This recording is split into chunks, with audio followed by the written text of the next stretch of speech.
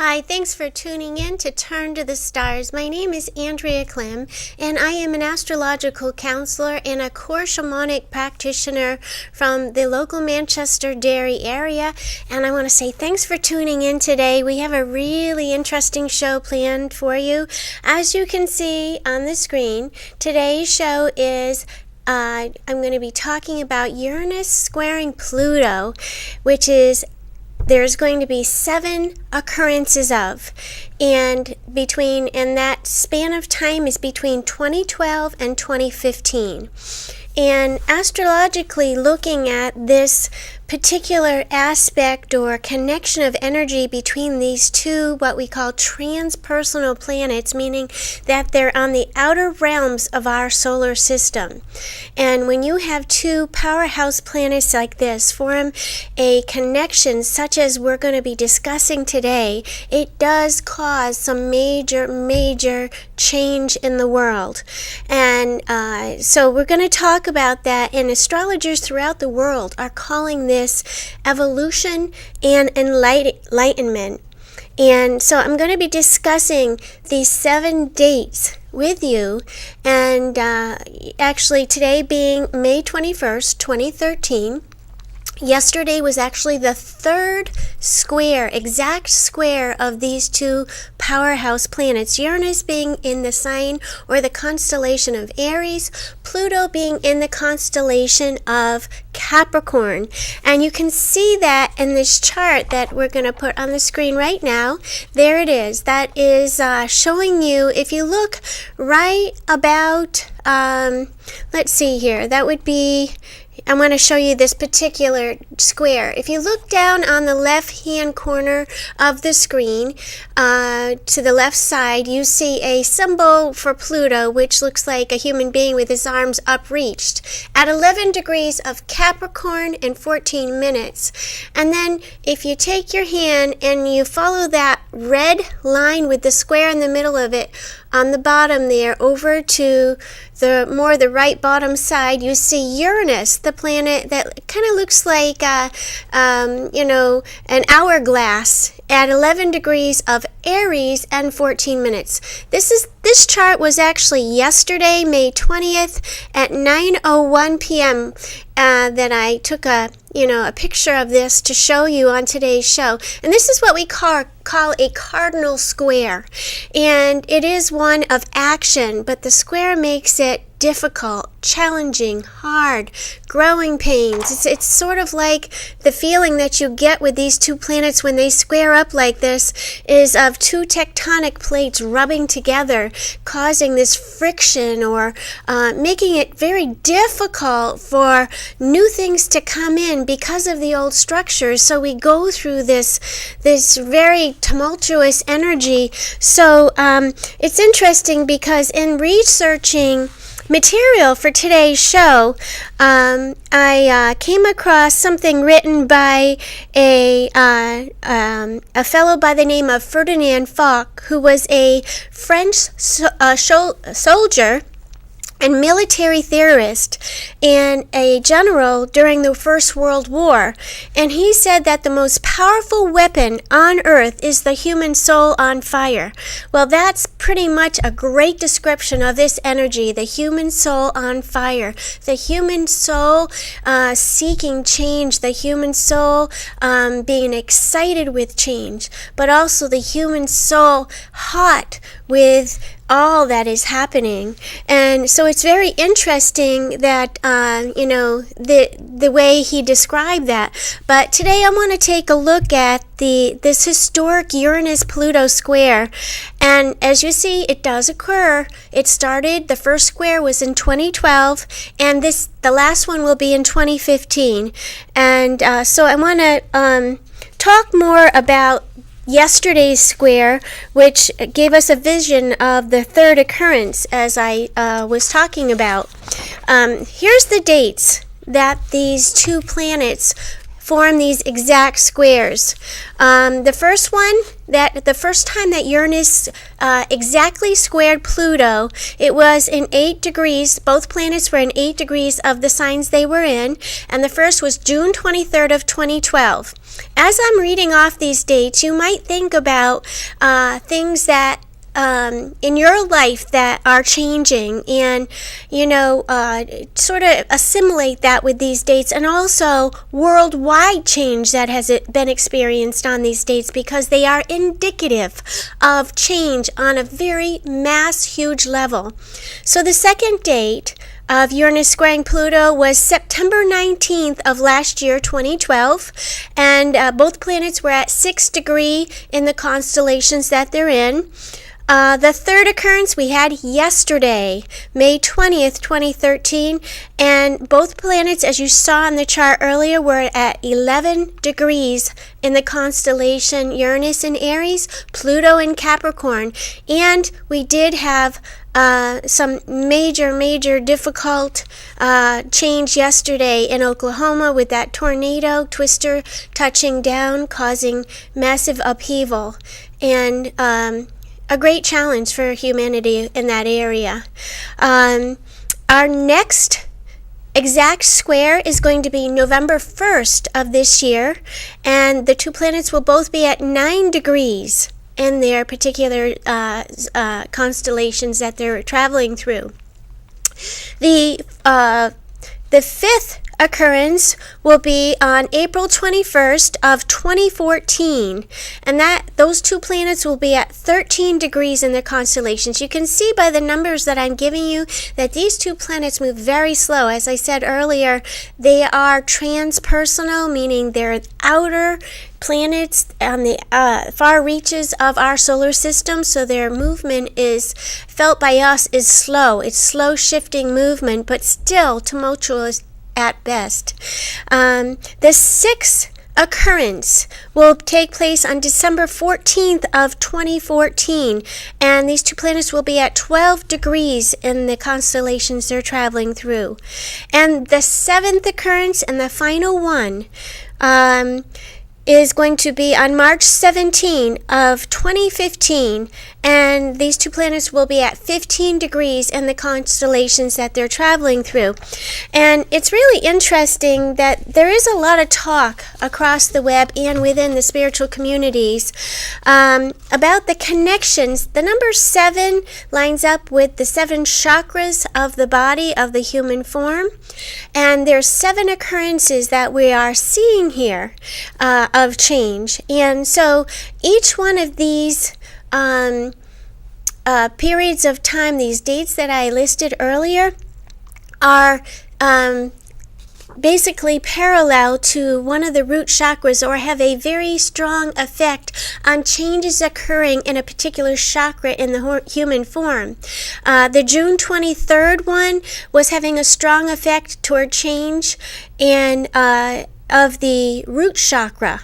And if you're interested in finding out what these chakras are on the human body, you can do a search on the web and and identify these areas that I'm talking about. Now, the second occurrence has a very strong connection with the sacral chakra, and that was on September 19th of 2012. Now, the one that is occurring presently, which occurred yesterday, the third occurrence, has a very strong effect on stimulating the changes with the solar plexus, and I'm going to talk more about that in the show. The fourth occurrence, November 1st, has a strong effect on bringing changes to the heart chakra. The fifth occurrence, April 21st of 2014, has a strong effect on the throat chakra. And just see here, the sixth occurrence, which is December 14 of 2014, has a very strong effect on making changes with the third eye, which is third eye is here, and that would be the sixth occurrence. And the seventh occurrence, March 17th, 2015, ties all the 7 chakras in together, having a very strong effect on making changes with the crown chakra. So we started right at the root, and with the very first occurrence, traveling up through every one of the 7 chakras. And so each one of these is identifiably connected. That is, this is a theory that is actually makes a lot of sense based upon what we are experiencing here in the spiritual community. Not only the spiritual, everybody who's alive on Earth at this time is experiencing this. So to go a little bit further into this square, it's interesting because today, which is as I said before, May 21st, this week, leading up to the end of this week, we are experiencing the 3rd eclipse of this spring season, which is what we've called a series of tri-eclipse, which is basically a portal which began with the first eclipse on April 25th and closing with a final lunar eclipse on May 25th. So we've come through a period that's painting a picture or a theme of change through the eclipses, but also this Uranus-Pluto square is very powerful. So this timing only ramps up with these eclipses, ramps up the power of this Uranus-Pluto square. It makes a fiery statement about the quality of this eclipse portal. So I just wanted to mention that we have had also, in conjunction with what I'm talking about, quadruple solar flares, which they have classified as X-class, which are the most powerful in the wake of the annular eclipse, which was May 9th and 10th. So far, the last flare occurred on May 14th. So there was a series of them, and this was the 4th X-class solar flare in 2 days. And here we're talking about these fiery changes. And so these were all around the solar region, sunspot 1748. This sunspot region has now turned the corner from the other side of the sun as it rotates and is now facing Earth. So if you want to read more about that solar flare, and the technical information on these flares, you can go to the NASA website, but I want to show you a picture of what that looked like that I found on the web.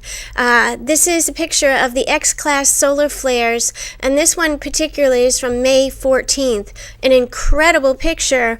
And you may have noticed the influences to your electronics that was a result of these solar flares.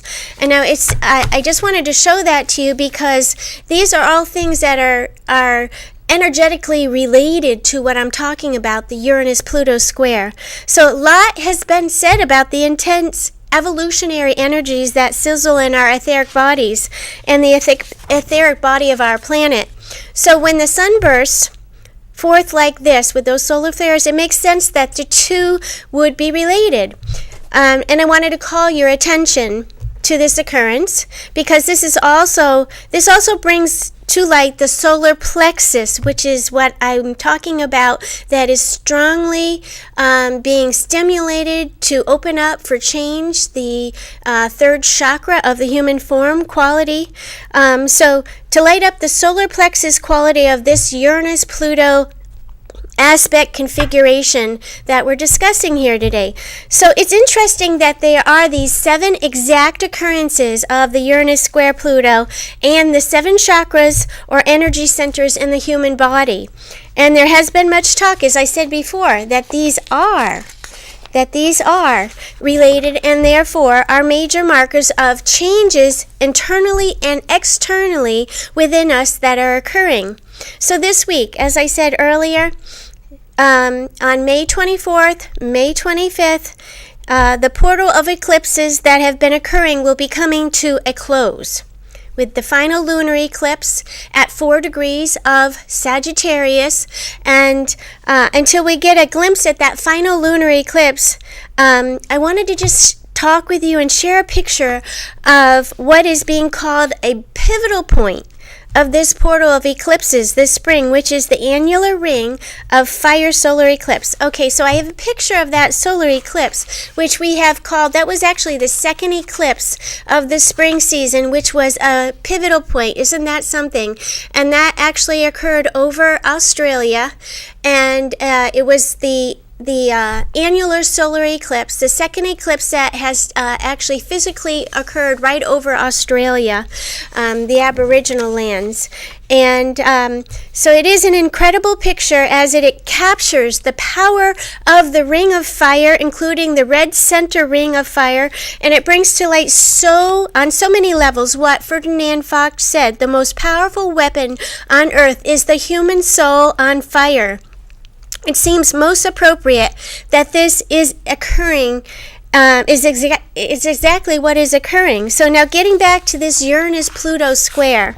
Uranus and Pluto are called outer planets, as I said earlier, transpersonal, meaning that they usually influence us on the level of the collective or the mass consciousness, which they do. However, now we are also seeing that these outer planets having much more influence on our personal consciousness. This is because we're on a fast road of evolution at a very critical part of the timeline of humanity and our planet. The vibrations of these energies on the outskirts of our solar eclipse paint a picture of the potential for awakening, which is Uranus's energy, and transformation, which is Pluto's energy. And so when two outer planets like this engage in an enlightenment such as this square, it paints a picture that will be experienced and seen and lived out for decades, and provides an opportunity for a journey of initiation into more enhanced realities and more profound expressions of togetherness. So right now, we are experiencing the square relationship between these two outer planets, Uranus and Pluto. So if you're asking yourself, what does it mean, a square? When two planets make an exact 90-degree angle to each other, that's what a square is. That's how we measure that energy or that influence of energy. This squaring influence of Uranus and Pluto starts a cycle that will most profoundly be seen over the next 40 to 50 years. Very, very powerful time of shifting and change. So as you heard me say earlier, there will be 7 exact connections between Uranus and Pluto during the years 2012 to 2015. 2 of the Uranus-Pluto squares have already occurred. We saw that, as I mentioned earlier, June 23rd of 2012 and September 19th of 2012. And the third occurrence occurred yesterday, May 20th. And we will have another occurrence this year on November 1st. So that's the next one right down the road. But right now, what we're experiencing is the one that just occurred yesterday. So to understand the personal influences of Uranus squaring Pluto, which is being labeled a signature planetary alignment of our times, we need to consider the dates of all 7 squares, looking back to the past hits and thinking ahead to the future events. These are points of crisis and change for all of us. As said earlier, we should consider them as events that are stimulating changes in our human energetic system. We should keep in mind that during this unfolding cycle, we will feel and experience undercurrents of energetic shifting from beneath the surface of our planet and our human surface, which will form major waves in the consciousness of the collective, all of humanity and life on our planet. Most squares between planets occur over a period of about 18 months. That's the norm. But these two, Uranus, these occurrences with Uranus and Pluto occur over a period of 4 years, which pushes its influences very deeply into our consciousness and grasps our attention. This alignment is one of the most significant and most challenging planetary influences of our generation. For further analysis, let's take a look at yesterday, May 20th, Uranus in Aries, being in a direct forward motion, and Pluto in Capricorn in a retrograde or sort of backward motion, providing us with the inner shifting. Of the 7 Uranus-Pluto squares, Uranus is direct 4 times and Pluto is direct 3 times. So Uranus is very, very progressive. It's a futuristic Aquarian type of energy, whereas Capricorn is associated with tradition, crystallized government and corporate institutions, our ancestry, and the past. Since Aries is an intense rush, Aries energy provides what most people think of as an intense rush into the new, or the pioneer, or the one that tries new things. The energy of Uranus and Aries is clearly directing this process of change, more so than Pluto and Capricorn. It seems very clear that Uranus and Aries directs that the future will be different, the future, and it will change the past on many levels. So it's interesting because Uranus's energy is one that can bring out very, very bizarre, unusual, lightning, sudden changes to our lives. And if you have any planets in your birth chart that are going to be touched or wakened by this transit of Pluto and Uranus, you are especially going to have some very bizarre, very unusual, very sudden changes come into your life that have that affect you on a structural level. And I could tell you a story about one such event like that occurred in my life, which was very profound. And it's interesting because the change that happens is always for the best. However, at the time, as we walk through those structural changes, it is going to be rather tumultuous, depending on how that is, lining up with your birth chart. So, I just thought I'd share a little bit about these two planets and how very powerful of an influence they can have on us. So the current Uranus-Pluto dynamics is what we call a waxing square phase, which is of a 125-year cycle that began in the 60s when Uranus and Pluto were conjunct in Virgo. The waxing square in this long planetary cycle is similar to what we would call the first quarter moon phase, which we call waxing, and its energy and manifestation. This means that we are at a crisis point in integrating these energies at this time. The planet's energy influence is these two planets' energy influence is pushing us to evolve and grow toward a fuller manifestation. Truly, there is no choice, and that it is time for this change to occur.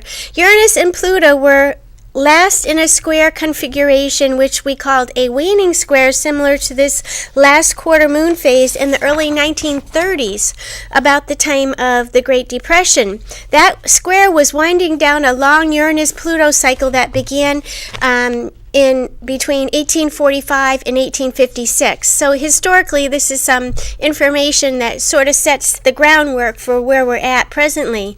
The current square, which was yesterday, May 20th, marks the first crisis phase of the cycle that began with the conjunctions of 1965 to 1966, with the full arc or angle being between 1960 to 1972. So as you can see, like all outer planets transits, the interaction between Pluto and Uranus establishes a generational cycle. To provide a futuristic picture for this, Uranus and Pluto will oppose each other beginning in 2045. So some of you that are listening to today's show might see this in your lifetime. And the next exact conjunction, like the one in the 60s, will occur in 2104. So because this square refers back to the 1960s, people born during the 60s are stepping up to the plate at this time. This is my generation, as I was born in 1962 while Uranus and Pluto were beginning to join together in Virgo. So you would be, if you're about 40, born in the 70s, or 50, born in the early to mid 60s, that would be you. This is our prime time for sharing our unique talents with the world. We are stepping into our power. We are working to change the culture in ways that are healthy to life for all beings and creatures. And as you can see behind me, is a picture of what we call the Virgo grid, and it shows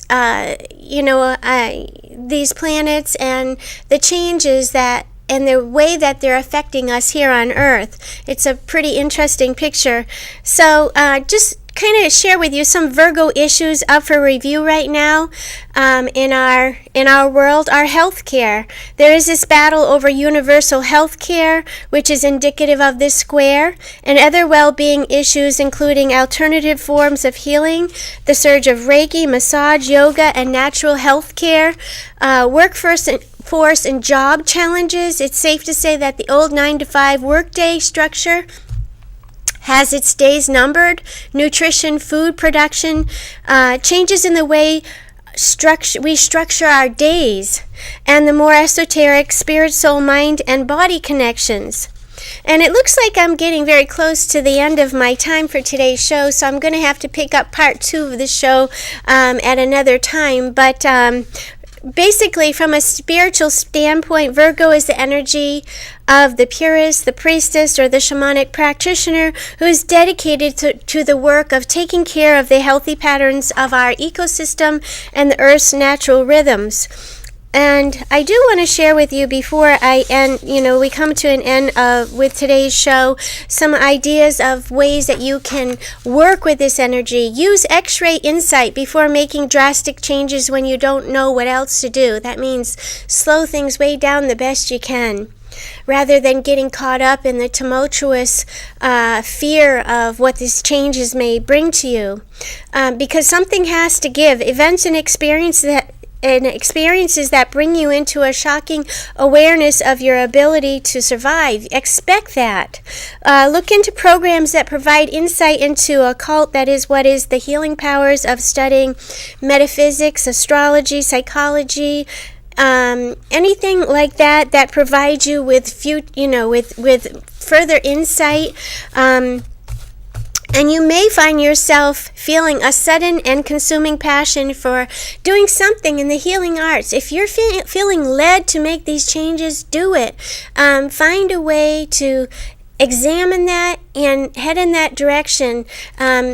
Otherwise, you will feel the universe making these breaks or these changes for you. And that can be a bit tumultuous at best. There's going to be many awakenings that occur through these 7 occurrences. And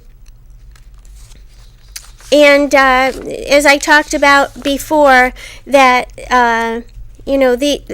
the way these influence us. And so right now, just before we come to a close of today's show, due to the May 20th square, we are experiencing a cleansing of the solar plexus chakra. The solar plexus is our seat of power and how we use our personality, self-ego in the world. So right use of this energy is one of the challenges of this time. Wrong use of this power creates bondage, greed, and the decline of high civilization. So the key is to move the energy of the solar plexus chakra up into the heart chakra and operate from there, utilizing that solar plexus for right use of personal power. So between this time, which is May 20th through November 1st, that's the changes that we are experiencing on a human level with that solar plexus. So I want to say thank you for watching today's show and share one last piece with you from an astrologer, Alan Oken, that says, recognize that there is a higher magnetism of love that is tangible and palpable, and as we draw upon into it, it draws us down into ourselves, into us. This is called our spiritual path, and it is centered in the heart, not the solar plexus, which the personality tends to mask as the heart and focuses through the point between our eyebrows and not in the lower mind.